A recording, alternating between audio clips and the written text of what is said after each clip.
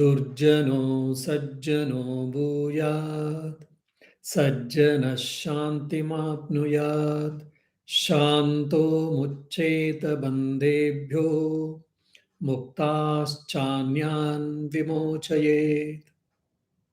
O Lord, please bless every being so that let all the wicked people be transformed into righteous people, gentle people. Let all the gentle people attain liberation. Let all the liberated people attain peace and let them help others to attain peace. Om, peace, peace, peace. My dear devotees, we were discussing Narada's Bhakti Sutras, Narada's aphorisms on Bhakti, devotion. We were seeing what is this Bhakti or devotion? It is supreme love. One can be free from this supreme love. In the worldly love, there will be always binding factor. There will be our own calculations. And this worldly love includes some demands, some complaints, some hatred, some love, understanding, misunderstanding, pleasure, and pain. Then what about this divine love, spiritual love? Oh, it is just like honey. It is with full of happiness, it is with full of bliss, and it is capable of freeing an individual. It can give complete freedom or absolute freedom. That is the reason we should all hanker for that divine love or the supreme love that is towards God or towards the higher thing. While discussing Narada's aphorisms on this devotion, he explained in the earlier verses, aphorisms, what is the importance and efficacy of having a holy company in spiritual life or in devotional life. We have seen. Now, from 43rd aphorism onwards, he started telling what should be avoided, what should be shunned. That is also very important.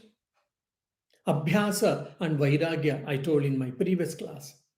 Abhyasa is to do, and Vairagya is what is to be avoided or what should not be done.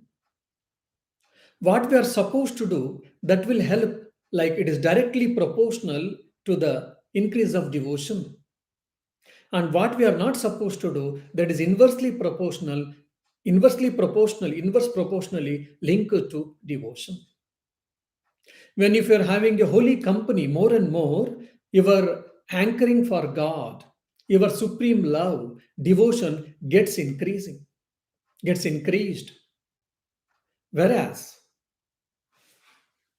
for an example, in the 43rd aphorism, we saw that the bad company, unholy company, the company of the wicked people or bad people should be shunned at any cost.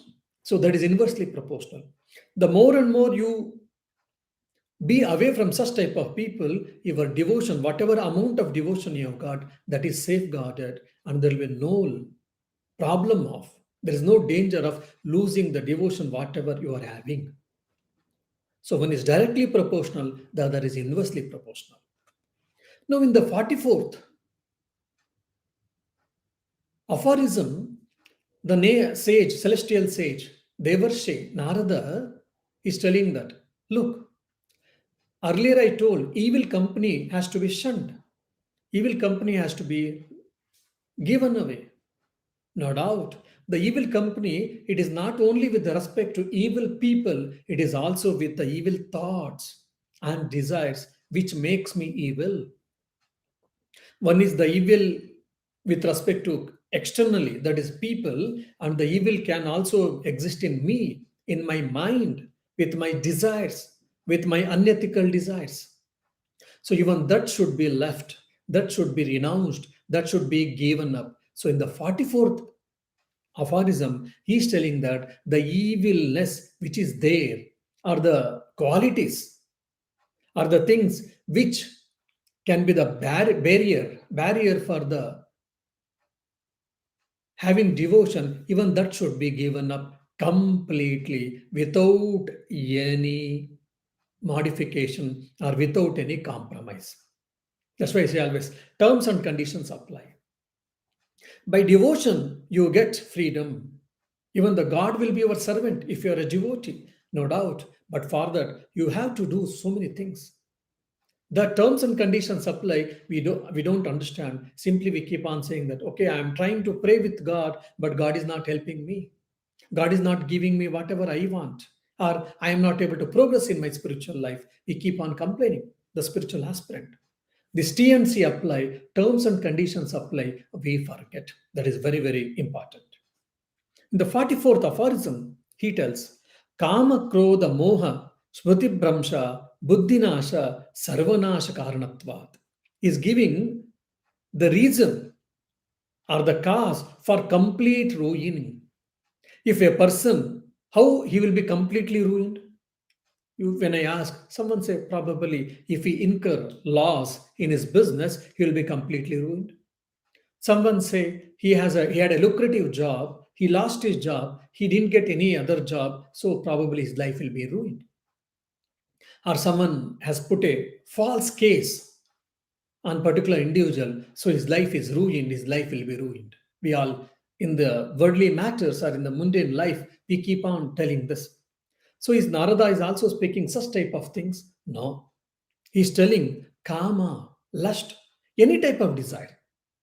Kama means it is not a sexual instinct. Here, kama means desires for worldly possessions, worldly pursuits, worldly enjoyments, merrymaking, sense gratification, krodha, infatuation.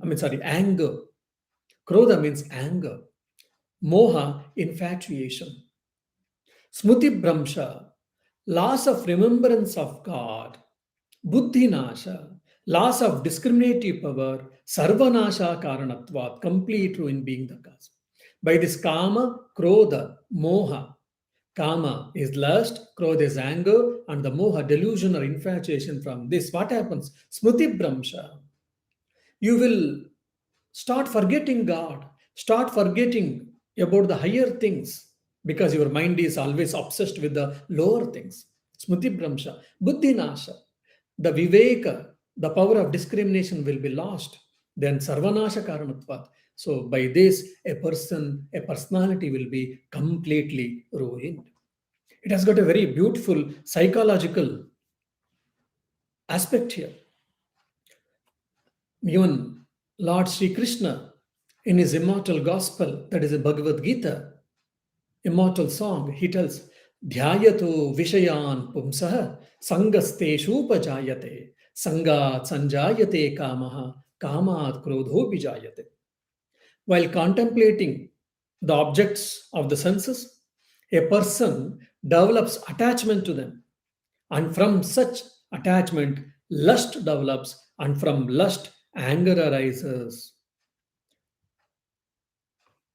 Then Kama Krodhodbhavati Sammoha, Sammoha Smriti Vibramaham, Smriti Bramshat, Buddhinasha, Buddhinashat Pranashyati.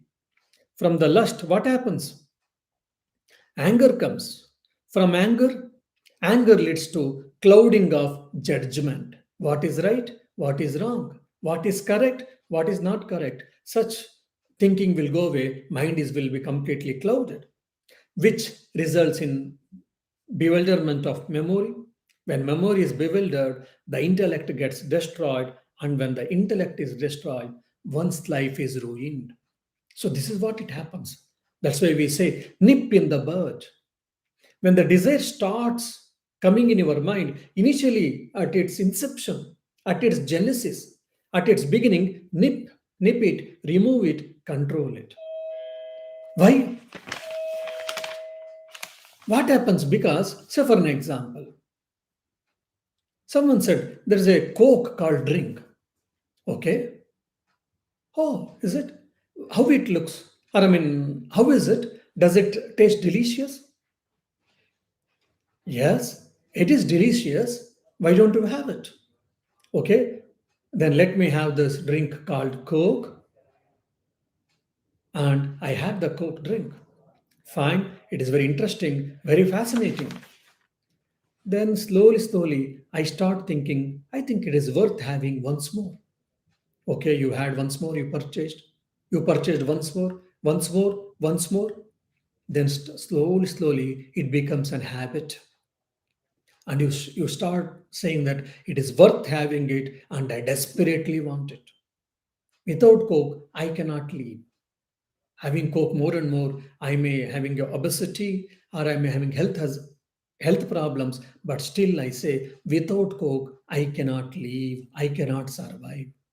The state of helplessness comes into picture. Initially, first I thought, okay, let me taste the Coke. Then I tasted, it looks fine, it is tasty, or oh, it is interesting. Then I thought, okay, let me try. It is interesting. Second, third time, fourth time, fifth time, tenth time, or 15th time. Then it becomes a habit. Then I say, I want it. I desperately want it. How much ever the cost it may be, I desperately want it. And I start purchasing and I become a slave for this Coke. Few months before, an year or two before, I was not having a Coke. Without having a Coke, I was able to sustain, but now I have become the slave for this Coke. This is what the worldly pursuits, the worldly desires makes us to become slave. So that's what here it is. I mean, the even the celestial sage Narada is telling, be aware of these things. If you had got the desire in the beginning itself, when you were aware, if you had controlled, then things would have been easy. But now it has become a part and parcel of your life. Habit, you remove it a bit, you remove a bit, B remove it, then T remove I. See, habit means it is a repeated actions again and again. So, for an example, 7 p.m., 7 a.m., you were getting up. Then because there was a holiday for school, then you started getting up at 9 or 10 a.m. At some point of time, parents started asking children, why don't you get up at 7 a.m. like earlier and do something, exercise and study or learn some music or go for play, etc. Even the child wants to get up, but sometimes it is helpless. Why? From 2 months, the child was sleeping till 9 a.m. or 10 a.m., so it is unable to get up. So all our habits, helplessness, so called, we say this is because of repeated practice, repeated actions. That happens why? Because we are clinging into desires. We are clinging into sense gratification. We are clinging into have a comfortable life at the cost of life. We should have a comfort zone. We should have a comfortable life, no doubt, but not at the cost of life, not at the cost of improvement, not at the cost of developments, not at the cost of progression in the life. That we should be very clear. So, in this 44th verse, aphorism, the sage Narada is telling that you take care of these three things. Kama is lust, desires, Krodha is anger, and the Moha is infatuation. Delusion. From the delusion, what happens? What is right? What is wrong? I fail to discriminate, fail to understand. Even if you see in the Indian mythological stories, Hiranyakashipu, Hiranyaksha, or Kamsa, Ravana, Kumbhakarna, all these people, they were all great warriors. And that is strong willpower too. Though hundreds of years they did penance, and that's the reason they had got special weapons, that special boons. That's the reason even to kill them, the God himself had to descend. Such power, such valor, such willpower, such a strength, physical strength, everything was there, but everything was used in the wrong direction because of their desires. When their desires were not fulfilled, then anger came. Because of anger, delusion had covered in their mind. So no viveka, viveka hina means loss of discrimination was there in them. So in spite of having all that qualities in them, they had to die, and their clan had to destroy some. Clan had to be destroyed because of them. Why? Kama, Krodha, Moha. That's the reason even in the Bhagavad Gita, they say, what are the two biggest enemies in the life? Kama and Krodha. Why? Because of this Kama and Krodha, what happens? There is a fire, but smoke has covered, so I didn't see. I entered and I got burned. So, similarly, my mind will be covered by the smoke, covered by this ignorance layer, and I will not be able to understand what is right, what is wrong. The power of discrimination will go away. The loss of discrimination. As a result, person will be committing lot of mistakes, lot of blunders. He will be ruining his life. That's why it should be avoided at any cost. That's what has been told by Sage Narada in the 44 aphorism. In the 45th aphorism, he is giving the rationale behind this. Why should I avoid all these things? Tarangayita apime sangas samudrayante. When something is begun as a ripple, just a ripple, it is easy to control. But when it becomes an ocean like, or when it becomes a big waves, then it is very difficult. Because of unholy company, or company with unholy people, or unwise people, or wicked people, these things, even though begin as a ripple, gradually turn into ocean. Say, for an example, I told the example of Coke. Initially, just like any habit, it will be easy for me to control. Say, for an example, someone started having a whiskey or wine. Once in a while, taking in the controlled way in the cold countries, they take fine. But sometimes brandy and in the village side they make it will be very strong. First time or second time when they have taken for whatever reason, it is easy to control for them. But once, second, third, fourth, fifth, 10th, 15th, 20th, 25th, if they take, then it will become an habit and they'll become slaves for it. Then, whatever it may be, even if they want to control, they will be helpless. So, any wrong action, wrong thought has to be controlled at its inception, at its beginning, then it will be easy. Why I have given already. Initially, it will be attractive. Then you start thinking it is worth having. Then third, you say I desperately want it. Fourth, you say I can't live without it. That's why there's a beautiful saying: treat a loose stitch in time, and you save the entire cloth. Say for an example, in the shirt, there was a particular here in near the shoulder. There was a loose thread. There was loosened.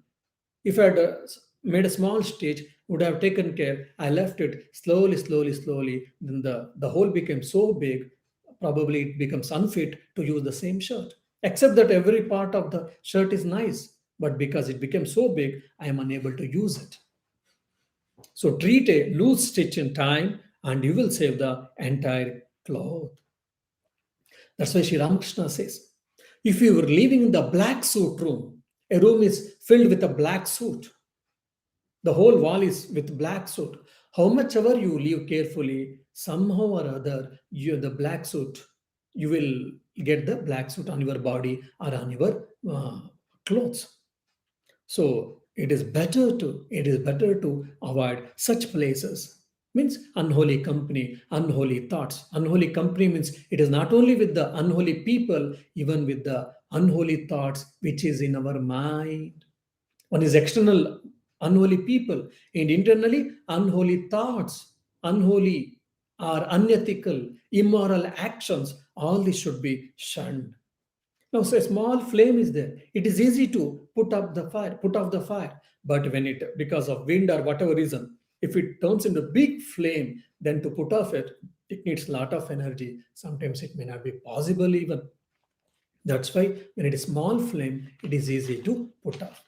So avoid unholy company, externally with the unholy people, internally with the unholy thoughts, unholy ideas, uh, immoral or unethical desires and actions too.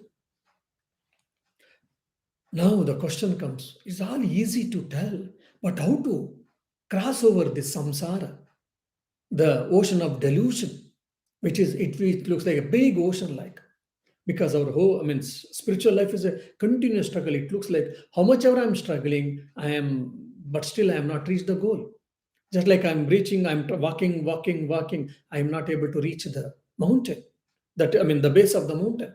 I'm swimming. A few kilometers I've swam across, but still there is no end to the ocean. It's such a, I mean, it is a huge ocean. It is a large water body, isn't it? So, like the earth, even the samsara, Maya. So, how to cross over it then? That question may come to any spiritual aspirant. So, that answer has been given in the 46th aphorism.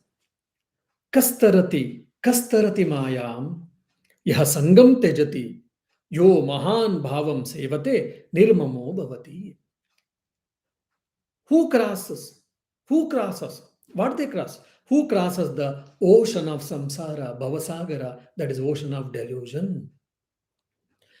One who gives up the evil company, one who serves the great person without egoism, he becomes detached person.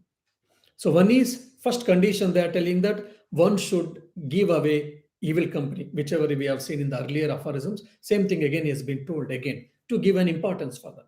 One should give away evil company externally and internally, and one should serve have the holy company. One should shun the give away the unholy company, and one should have the holy company, and one should serve the holy people. And the third is by that, what happens? The result will be nirmamo bhavati. You will be free from the attachment of me and mine. Whoever has studied Mahabharata, there's a huge war. It happened. Hundreds of thousands of 100,000 of people died in that battle. Why? If you see the root of it, it is because of ahankara and mamakara. I, me, and mine. In the whole world, the war happens for these three things. I are me and mine, me and mine, me and mine. So that is called mamakara, me and mine. So one wants to be free from this me and mine. What he has to do? He has to give up the holy company, and he should have the holy company. And I mean, he should give away the unholy company, sorry, and he should have the holy company, and he should serve the holy people.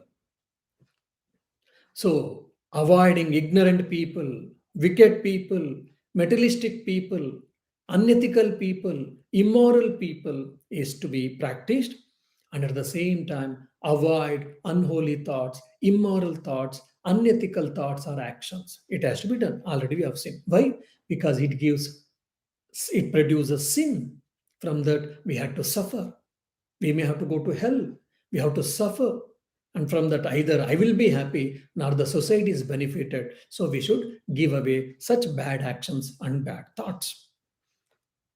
And why should you serve the right person, I mean, holy person? Because they're always having a holy thoughts. By serving them, you will also obtain their holy thoughts with you. When you go to some good people, wise people, and you keep on talking any worldly talk, in slowly, they will turn towards God. Say, for an example, you and a holy man, both of you are going, you have gone for a walk. Evening, it was a sunset. And you say, oh, Swamiji, you look so beautiful sunset. You are enjoying the sunset. Beautiful. There's a golden saffron color. So beautiful, isn't it? He says, yes, my dear.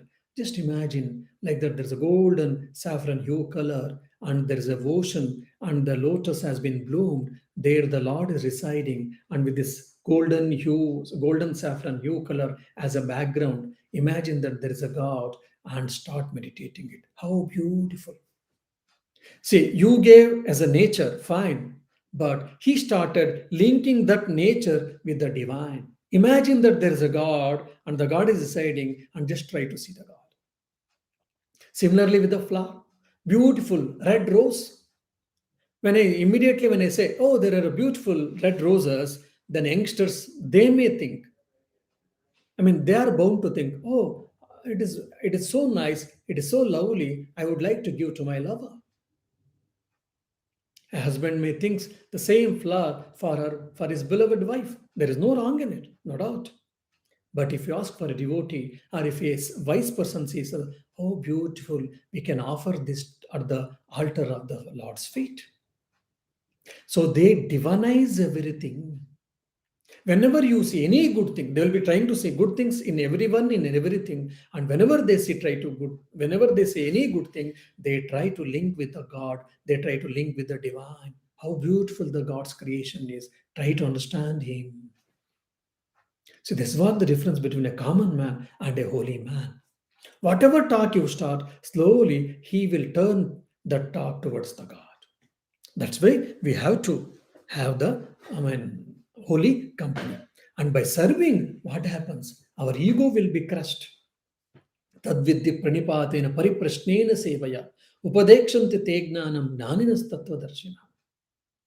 Means we should approach the wise people, our gurus, teachers, and we should prostrate in front of them, and we should show our humbleness with them. And by questioning, by listening to them, and by questioning them, we should try to have knowledge, we should try to obtain knowledge. This is told by Sri Krishna himself. So, having a holy people and holy company, holy people's company, and serving them is a paramount in the spiritual life. That is one of the best means, right means to having devotion. That is what told by Narada. And the same thing also can be taken as one of the means to attain even the knowledge, the self knowledge. Here, the Narada is telling that one is avoiding the unholy company and having and serving the holy people. What will happen? You will reach the state free from egoism or free from attachment, me and mine. You'll be completely detached person. I think in yesterday in my Aprokshanubhuti class, I was saying that. When studying Advaita Vedanta, what will happen? Will you get two horns or your bank balance does it get increased? No. What happens? You will mentally will travel at intellectual level. You will travel from what to so what. What? So what? What? So what? So that complete detached life.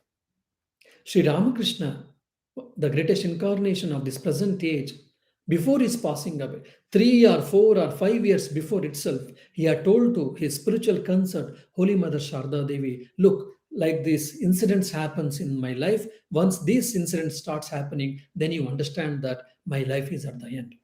3 or 4 or 5 years before itself, he had told. Imagine he had probably had fixed the date for his leaving his mortal coil. In the normal with normal people or in the houses when we speak about death we say, oh, let God forbid, please don't speak it. Why? We fear for death. Fear of death is called abhinivesha. That's the greatest thing, last thing to control. And whereas Sri Ramakrishna had controlled that fear of death. Why? Because he had become nirmama. He was completely detached person. Same thing we can see in the life of Swami Vivekananda. He had told that I will not see my 40th year. Means he had decided. Even my Gurudev, most revered Swami, Ranganathanandaji Maharaj, he was his birthday, 96th birthday, I think, 96th or 97th birthday was getting celebrated in the month of December. On his birthday, the monks and devotees and all they went and they, with the folded hands, they said, Swamiji, we have got a prayer. You should bless us. You should fulfill our prayers. Then the Swamiji asked, what? What is your prayer? What is your wish?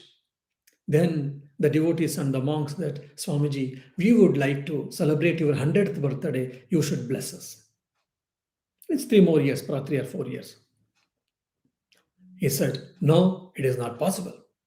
Immediately the situation became very grave and people started thinking, Array, why did we speak this? Then everyone was puzzled. Then someone with little slowly took some time to hear these words. And some of them they started asking, why Maharaj? Why Swamiji? What happens? He started saying, look, according to my life, my past actions, that is prarabdha karma, I was supposed to pass away at the age of 92. But master, that is Sri Ramakrishna, used to always refer him as a master because master wanted to do his work with this body, with this instrument. So he gave 5 years grace period. That 5 years is over now. So my time is over. My master's work is done. Whatever is supposed to be done, that is over through this instrument. I'm going. I will leave this mortal coil. Everyone started feeling bad. Why did we, browse this subject that too on his birthday? Then people started asking, Maharaj, please pray for your master, pray to your master that let him give 3 more years so that at least we will celebrate 100th birthday. Imagine, it is not some going or having some power or having some party or something. He's telling about the death. He said, no, it is master's will. Master will decide. Master has decided and he wanted to do some work with this body, this instrument, and it has been done. I will be going. He said this in December, and in April, he passed away. For them, even death was also not at all matter. Even before his passing away, 3 days before, when he was hospitalized, the general secretary of the Ramakrishna Mission goes and asks, Swamiji, how are you? He is lying down, he has nasal feeding is going on, so many tubes they have put, and they are checking the parameters. He started saying with all smile and laughing, or with a smiling face, I am okay. These people, they wanted to do some exams, parameters they want to check, so they have put some tubes into the body, inserted in the body. That's it, I am fine. You look, at the age of 97, he's not able to take food physically. Nasal feed is going, his stomach was blotted for some infection. And so, so many other complications would have been there for that age, whatever, little. But still, he was not morose. He was not complaining. He says that I am okay. And such a type of nirmama, detachment, how it came? Because he had the devotion. His mind was centered at the feet of his master, Ishtadevata, chosen deity, that is Sri Ramakrishna. If we can have this devotion towards Sri Ramakrishna, or towards our chosen deity, or towards the higher things, towards the divine, then we can also be free person. Because we are attached, we are suffering. The moment you are detached, then you will not suffer. We all say we should learn to let go things. How to put that things into practice? By being detached person. How to become the detached person? By having devotion towards Lord, towards divine. And even we can say, the question may come for some of you, by having holy company, we will have association of holy company, will bring holy thoughts, fine. But why should we serve? Sevate. We should serve. Even Narada said we should serve. By serving holy people, we will be blessed. We can see Swami Adbhutanandaji Maharaj. He was one of the apostle of Sri Ramakrishna, monastic disciple of Sri Ramakrishna. Sri Ramakrishna, at least he had gone to schooling, he had gone to school and he had studied till 4th standard. So Sri Ramakrishna knew to read and write. Now this Latu Maharaj, Adbhutanandaji, he never went to school. He was from poor background, rural background. In his childhood, he had lost his father and mother. So his uncle from Chapra, that is in Bihar, it is a state in India. He took him to his place, that's Calcutta, and he had kept in someone's house as a labor. He was working for someone. That is Ramchandra Datta. Is householder disciple of Sri Ramakrishna. So he never went to school. He never knew to read. He never knew to write even. So he didn't know anything except serving his master, Guru, Sri Ramakrishna. With sincerity, dedication, commitment, he served his Guru, Sri Ramakrishna. That's all he knew, nothing else. And whatever he told, to the letter, he followed. Once, because he was tired, evening he had slept. And Sri Ramakrishna, he inquired, called, then they didn't see him. They kept quiet. Then at a late night, when Sri Ramakrishna asked him, when he asked, where did you go? Where were you? I was trying to locate you. I was trying to see you. I couldn't see. Then Adbhutanji said, teacher, my dear teacher, I was tired, so I was resting. There is no wrong in that, no doubt. But Sri Ramakrishna said, what? The days are going away. Every day, every moment, once you pass, then you will be nearing to death. Just you were spending your time in food and eating the food and sleeping away and doing some work. Don't you try for God realization, for spiritual self realization? When will you start doing it? Are you not aware of these things? So this gave a dead blow for him, his mind. He started thinking, okay, because of this sleep only I've got a problem. Now I will conquer the sleep. Gudakesha, one of the that is the name of Arjuna, means he had a control over the sleep. 1 or 2 days we can have. Third day, if you don't sleep, then you will feel morose and you feel drowsy and you will sleep away, wherever you sit. Or third or fourth day, you will collapse. Why? Because of not having a sleep. We cannot have much control on our sleep. Whereas these people, Arjuna had a control on his sleep. Whenever he wished, he could sleep. So even Swami Adbhutananji Maharaj, consciously, because his guru told whatever, he took into later, he took it seriously and he started meditating more and more, even in the later nights and all. He had a complete control over his sleep. Very hardly used to sleep. Most of the time, he used to spend his time in meditation. And after some time, after his guru's passing, after some time, when Swami Adbhutananji, when he was speaking, he was just telling the meanings, just like the translation of the Upanishadic statements, Vedas and Upanishads. Only Pandits will read. Now, he was not a Pandit. He never knew even alphabets to read. But whatever the statements, whatever the teachings, it came from his mouth, it was just re-echoing the Upanishadic truths, highest philosophical truths, highest subtle truths.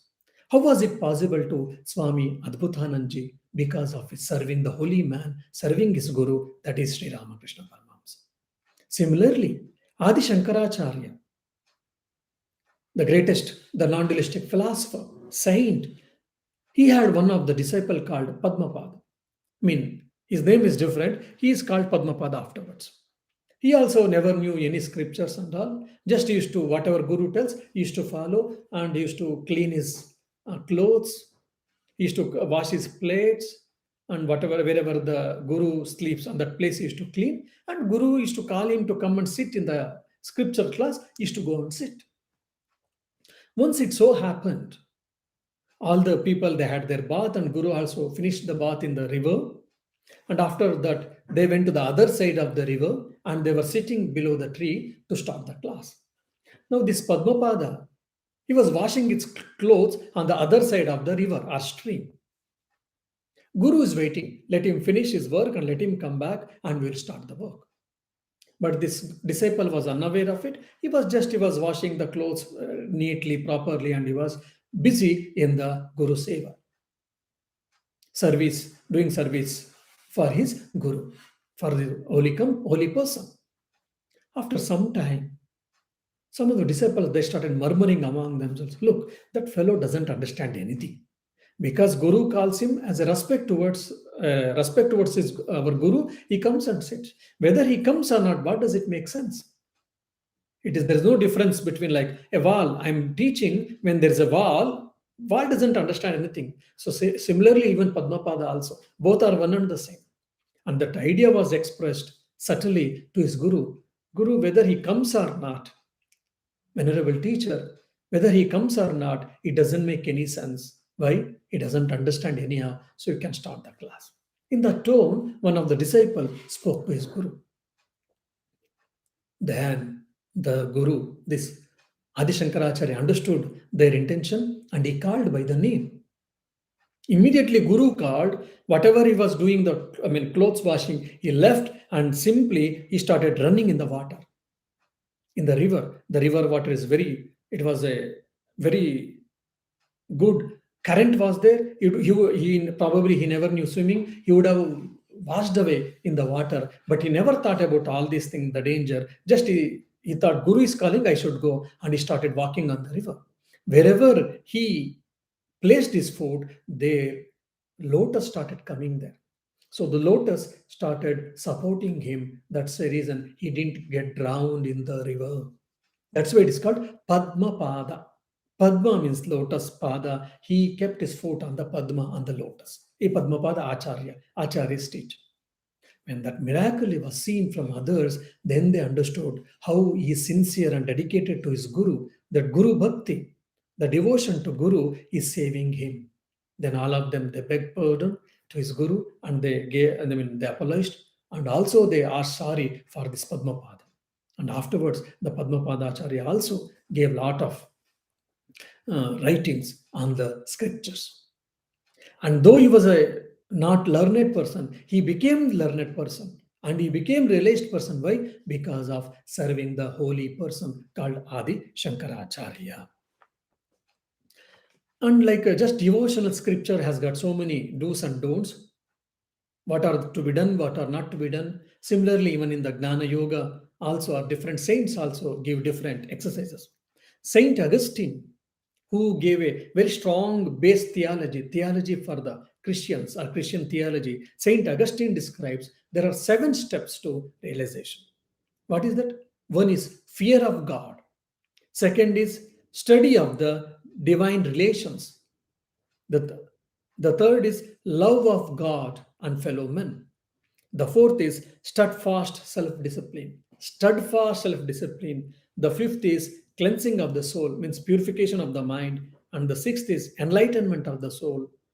Enlightenment of the soul, probably understanding. I don't know what they exactly mean. What I understand is probably discrimination or viveka. And the eighth one, I mean, the last one is bliss, means contentment, fear of God. God fearing person we should be.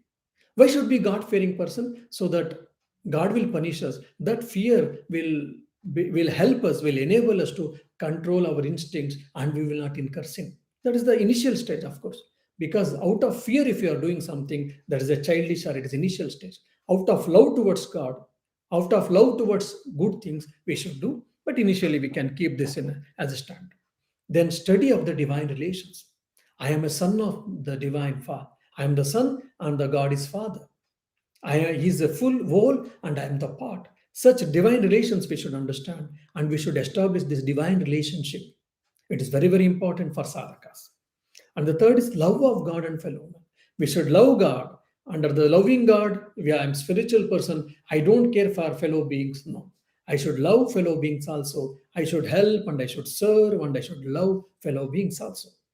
Then the fourth one is steadfast self-discipline, controlling the mind, having a right living, disciplined life, steadfast self-discipline, not one day, 2 day, continuously steadfast self-discipline and purification of the mind and enlightenment of the soul. That is a discrimination we can say. Bliss means contentment.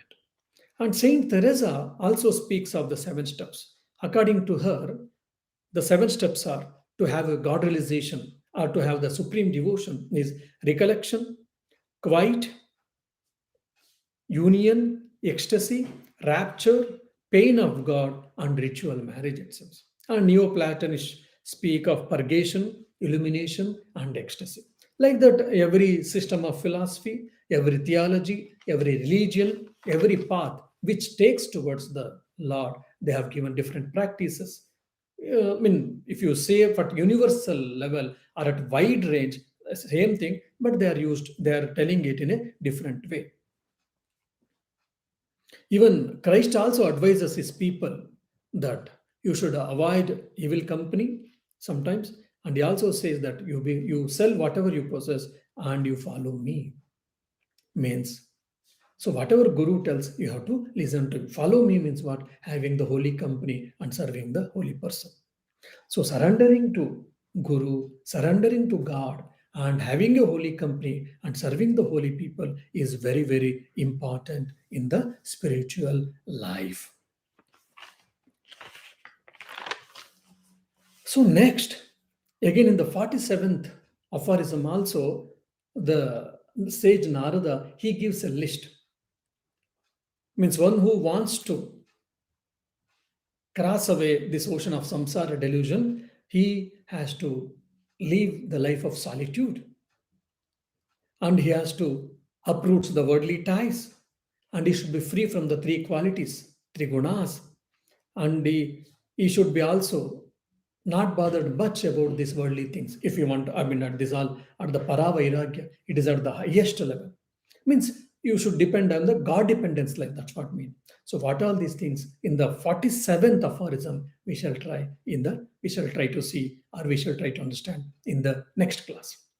Om Shanti Shanti Shanti. Hari Om Tat Sat. Shri Rama Krishna Arpanamastu. Om